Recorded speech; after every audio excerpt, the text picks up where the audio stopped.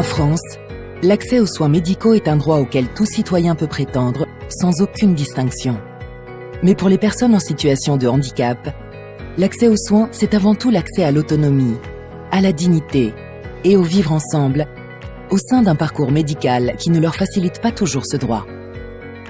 En cause, des structures non adaptées, un personnel médical qui n'est pas assez formé à la prise en charge du handicap et des prises de rendez-vous trop longues et trop compliquées.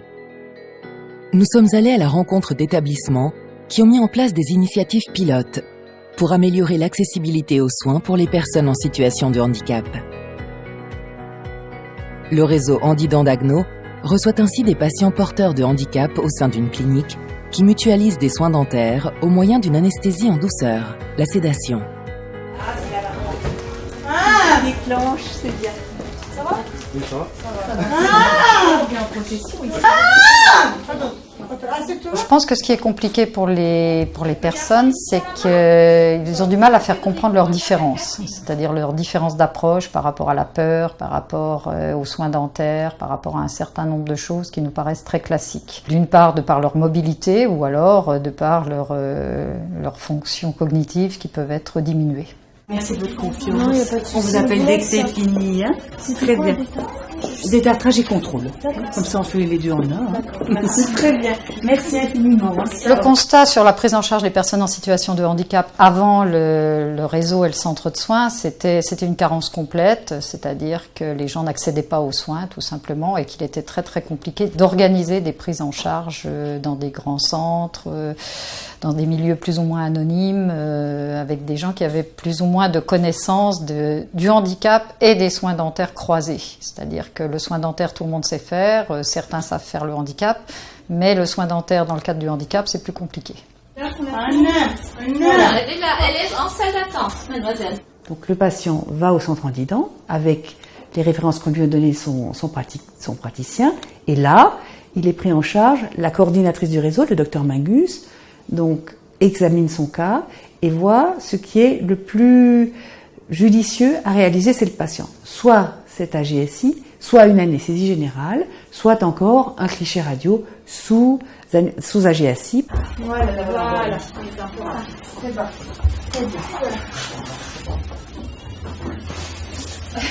C'est une sédation, donc c'est pas une anesthésie générale. Si vous voulez, c'est une sédation profonde, échelle 1 ou 2, sur une échelle qui en comporte 4, donc pour l'anesthésie, hein, et qui permet donc là aussi de faire des actes donc, de soins beaucoup plus courants, tels que de prévention, les détartrages, donc le traitement des caries. On peut faire donc là aussi tous les soins, et on peut placer donc la personne handicapée donc quasiment dans le cheminement donc d'une personne donc non handicapée.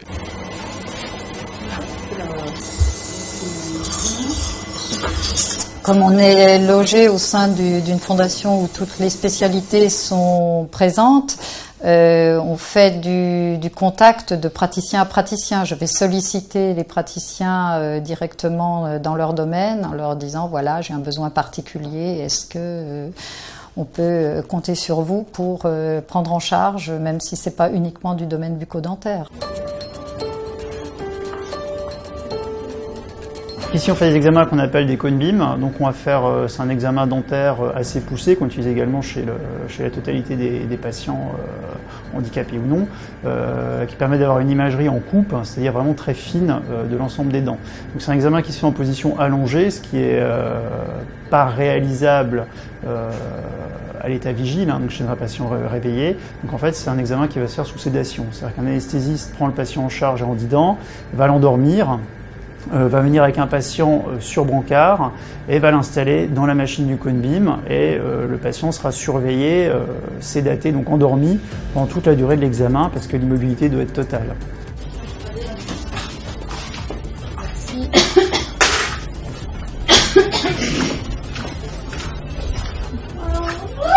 Madame Albecker est en train de voir la maman, lui faire les transmissions des soins qu'elle a fait.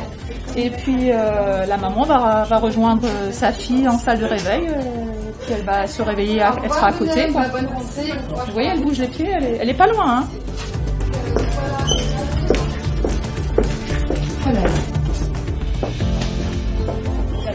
peut pas aller voir un dentiste normal. On dormir ici. Pourquoi on ne peut pas aller voir un dentiste normal? C'est quoi la différence? Parce qu'en fait, ils n'endorment pas et puis c'est un tout en fait. Ils sont beaucoup plus accueillants, ils prennent beaucoup plus leur temps, ils sont beaucoup plus patients. Et puis comme ils ont l'habitude de voir des personnes handicapées, c'est vrai que pour nous ça aide.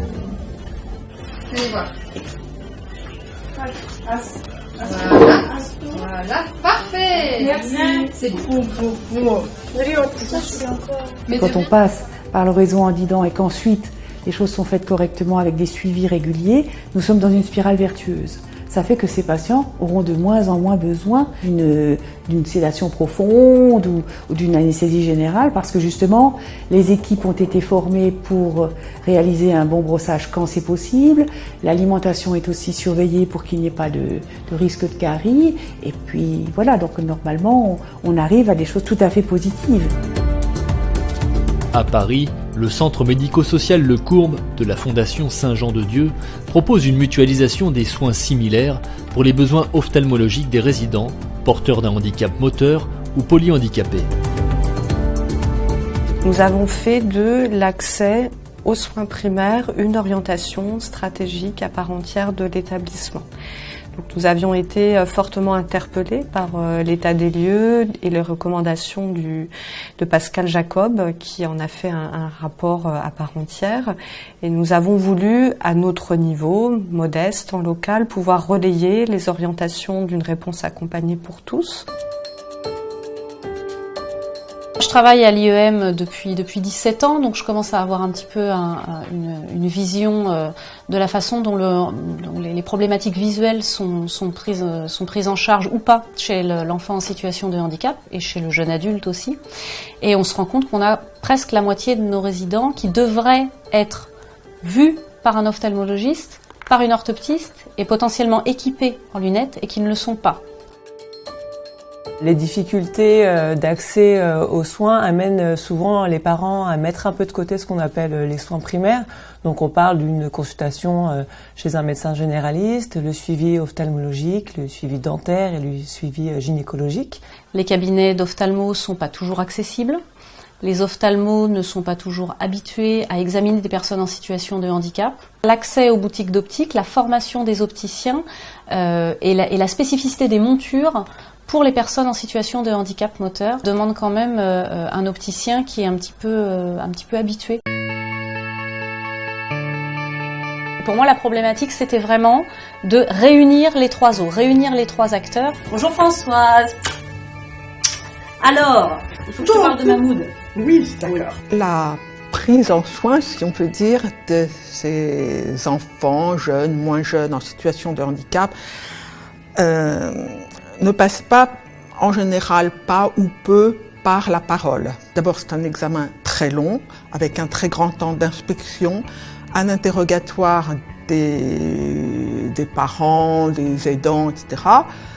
Et surtout, ils ont des façons très particulières de voir et de regarder. C'est ça que nous devons appréhender.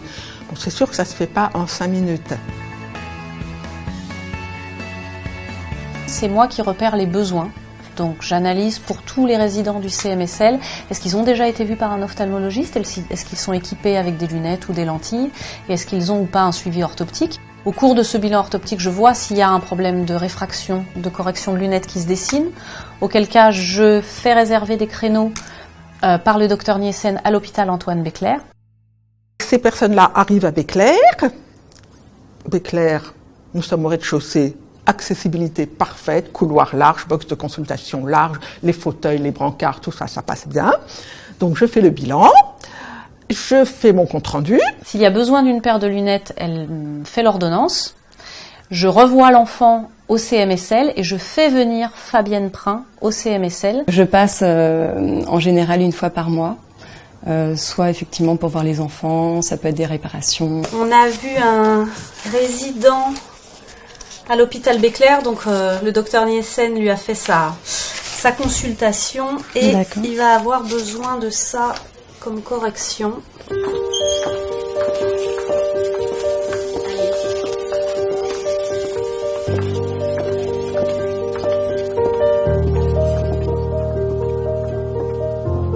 Emilia, elle a besoin d'une correction de myopie et d'astigmatisme depuis un certain temps déjà. Et en fait, elle avait des lunettes avant qu'elle ne portait pas parce que, comme vous pouvez le voir, elle a une tétière qui revient vers l'avant. S'ils sont adaptés avec des montures classiques, les montures ont tendance à descendre et l'enfant a forcément une moins bonne acuité visuelle si ses lunettes ne sont pas face à ses yeux. Donc on a fait appel à Fabienne qui nous a trouvé cette idée de lunettes sans branches. Avance un peu ta tête, Ninette. Voilà.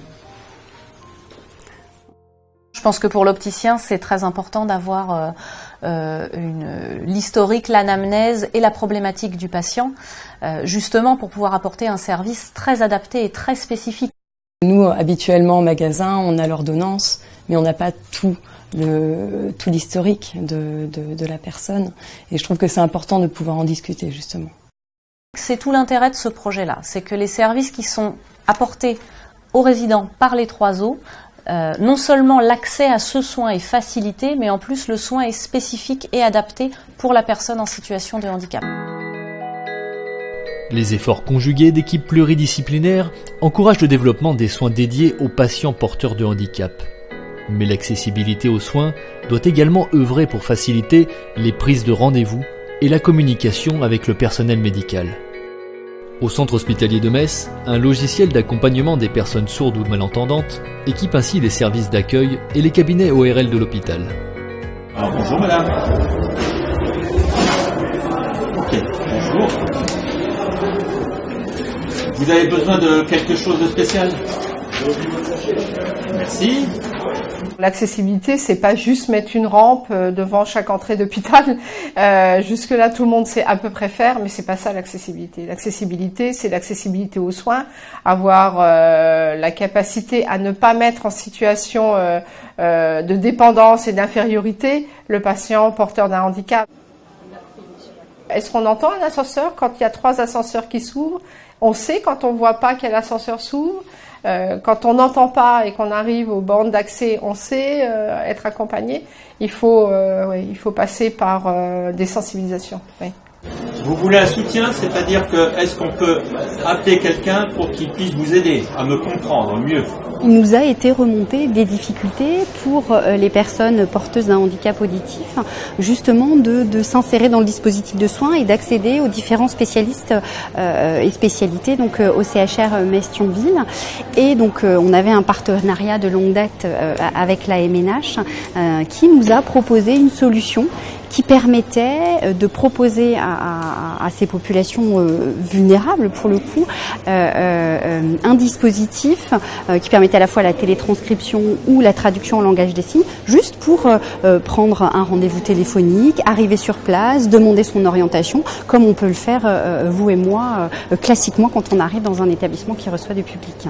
Donc là, vous avez un interlocuteur qui va pouvoir nous aider, vous et moi, pour qu'on puisse savoir exactement où vous allez.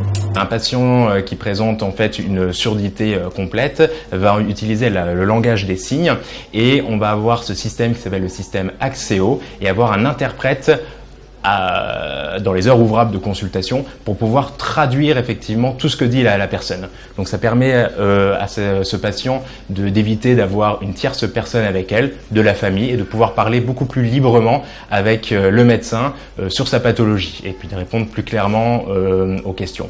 Ainsi, on pourra effectivement développer et avoir un diagnostic beaucoup plus précis avec le patient. Il me faudrait votre caisse d'identité, carte vitale et votre mutuelle, s'il vous plaît. Le patient, lui, il va juste regarder sur l'écran de l'ordinateur et voir l'interprète qui va traduire mes mots. Vous allez bien en ORL? On fait beaucoup aussi de prise en charge de l'enfant sourd et donc pour les parents qui présentent aussi souvent des surdités, pour eux c'est beaucoup plus facile d'avoir un interprète systématiquement à disposition en 2 clics. On peut avoir cet interprète, c'est beaucoup plus pratique pour eux. Pouvez-vous me dire où c'est l'ORL ? Oui, alors je vais vous expliquer où c'est l'ORL. Ici vous êtes dans la zone A et l'ORL, le service d'ORL se trouve en zone B. Donc il faudra retraverser tout l'hôpital et aller en zone B, avec les papiers que je vous donnerai. Ok? D'accord. Ce système-là est très pratique en consultation. Par contre, il faudrait, avec l'innovation actuelle, que les patients qui présentent ces baisses d'audition, qui sont sourds, qui sont malentendants, avoir une petite tablette avec eux et avoir ce système sur eux pour tout l'hôpital. C'est-à-dire qu'un patient qui est même hospitalisé, là à ce moment-là, il peut toujours avoir cette tablette avec la petite webcam en direct et donc qui peut faire toute la prise en charge hospitalière. C'est-à-dire l'arrivée à l'admission, c'est déjà acquis à l'hôpital, mais même aller jusque dans les services de chirurgie, être opéré et donc toujours avoir cette tablette avec lui pour pouvoir toujours communiquer avec les personnels soignants qui ne maîtrisent donc pas la plupart du temps cette langue des signes.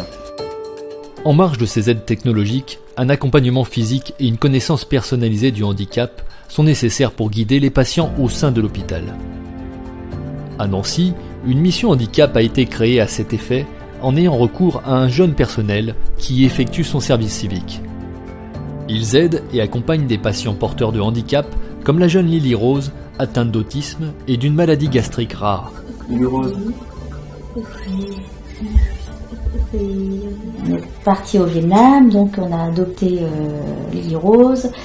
Et notre première rencontre, c'était le 4 juillet 2006. Les premiers symptômes, c'est vrai que Lily Rose, par rapport aux autres enfants, elle était très silencieuse.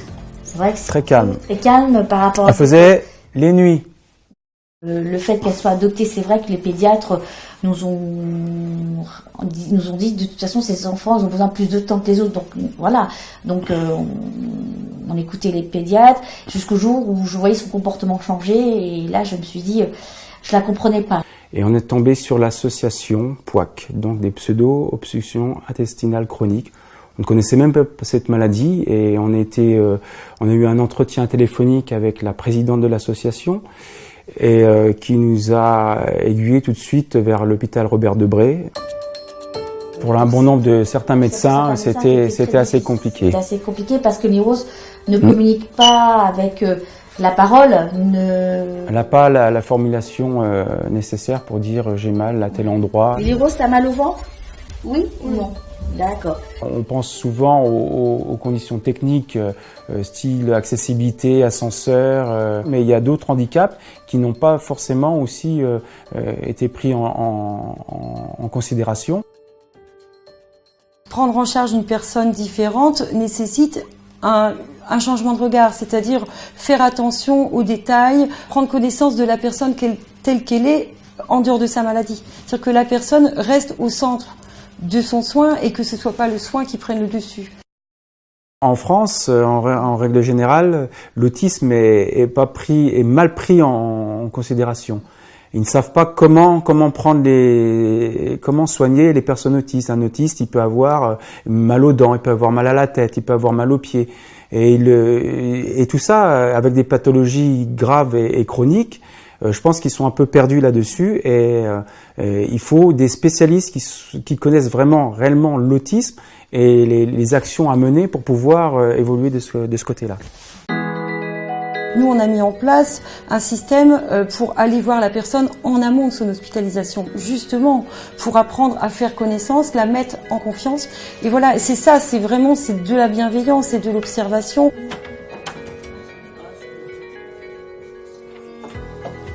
Julie, tu voudrais que je t'accompagne en consultation? Ah oui. Ah bien sûr, bon voilà. Alors le dentiste, j'ai horreur de ça. Oui, on m'a expliqué que tu avais peur. J'ai une trouille horrible. Le principe du service civique, c'est une étape de vie. C'est vraiment des jeunes volontaires qui se portent volontaires, c'est le cas de le dire, pour rendre des services à une institution, à une entreprise, et des services civiques et citoyens. Quand on arrive à l'accueil, des fois il y a des papiers à remplir, il y a des personnes qui ne savent pas forcément écrire, qui n'ont pas forcément l'usage des membres, donc ça peut être compliqué, donc on est là pour accompagner ces personnes. Quelqu'un comme Nenad, c'est super parce que au moins on n'a pas les soucis de tel service à aller voir, tel médecin, comment ça se passe, etc. Une personne sait qu'elle va être hospitalisée, elle a moyen de nous contacter Service civique, bonjour. La personne peut nous contacter par mail en disant voilà, je viens tel jour à telle heure, est-ce que quelqu'un peut m'accompagner? Nous, on y répond en disant vous venez à telle date. Si vous le souhaitez, on peut venir vous rencontrer en amont dans votre institution ou à votre domicile. Ce qu'on recherchait, c'était pas des gens qui puissent apporter des soins, bien évidemment, puisque ça, il y a des aides-soignants, il y a des infirmiers au sein du service, mais c'est vraiment des personnes qui soient dans la proximité du patient pour pouvoir le rassurer, l'accompagner. T'as encore mal? T'as encore mal? Beaucoup? Beaucoup? Il serait pas possible d'accélérer un tout petit peu la prise en charge. Et le fait qu'eux ils étaient là, ça permettait, je trouve, même nous en tant que parents, on a pu échanger avec eux et ça nous a fait du bien parce qu'on a trouvé quelqu'un qui comprenait notre fille. Enfin. Au revoir Lily. Le médecin il va venir. Au revoir. Hein? Allez, ça va aller.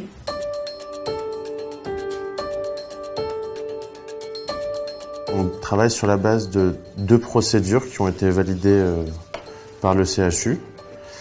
Donc une programmée et une non programmée, donc dite d'urgence. On veut travailler sur la problématique handicap, il faut qu'on contacte les institutions alentours. Donc il y en avait quasiment 120 institutions auxquelles on a écrit. Nous, on vient passer une demi-journée, 2 jours ici, le temps qu'il faut, que vous estimez, et on vient rencontrer la personne, on vient créer quelque chose avec elle. C'était dans les missions des hôpitaux depuis de nombreuses années de pouvoir accueillir et d'avoir une mission handicap. Bon là, c'est chose faite, mieux vaut tard que jamais, et j'espère que le service sera pérenne. Je crois qu'il faut bien s'appuyer aussi sur les associations parce que eux, ils sont experts dans le domaine. Et il ne faut pas que nous recommence à la case départ. Il faut travailler avec les associations. Notre travail est un travail en réseau, c'est-à-dire que nous sommes en contact très suivi avec les établissements médico-sociaux, avec les familles, avec les praticiens qui prennent en charge ces patients. Et puis ils ont des messages à nous passer, hein. Ils ont des messages, ils ont d'expérience, ils ont des patients qui viennent leur dire que ça ne s'est pas bien passé à l'hôpital pour telle et telle raison. Et on travaille beaucoup sur les événements indésirables aussi.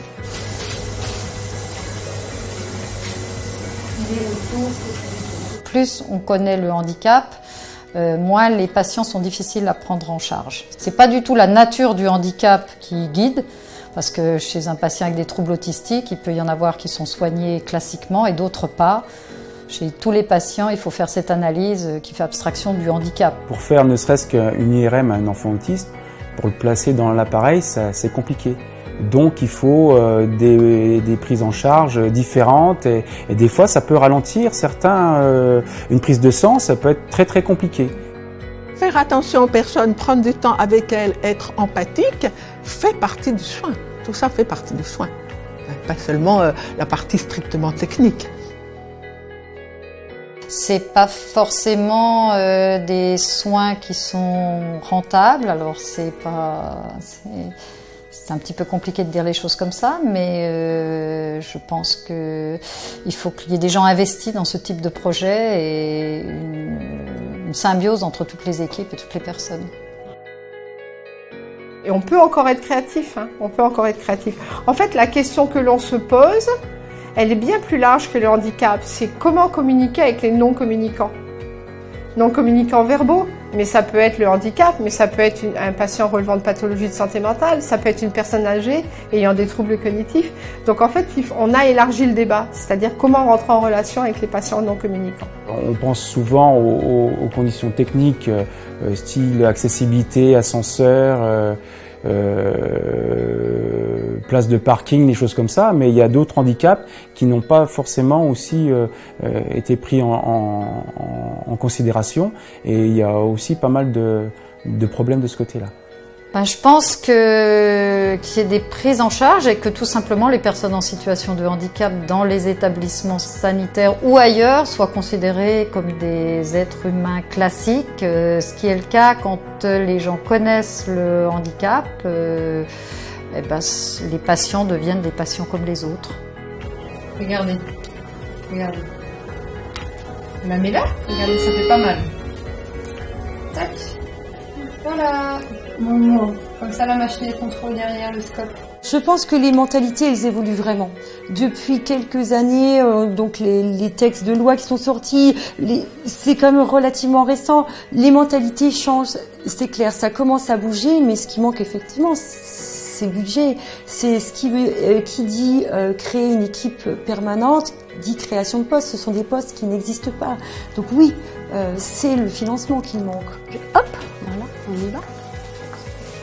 Changer de regard sur les personnes ayant un handicap et savoir qu'elles ont... ce ne sont pas des personnes avec des choses en moins, ce sont des personnes différentes et qu'elles peuvent développer entre elles et nous énormément de qualités humaines.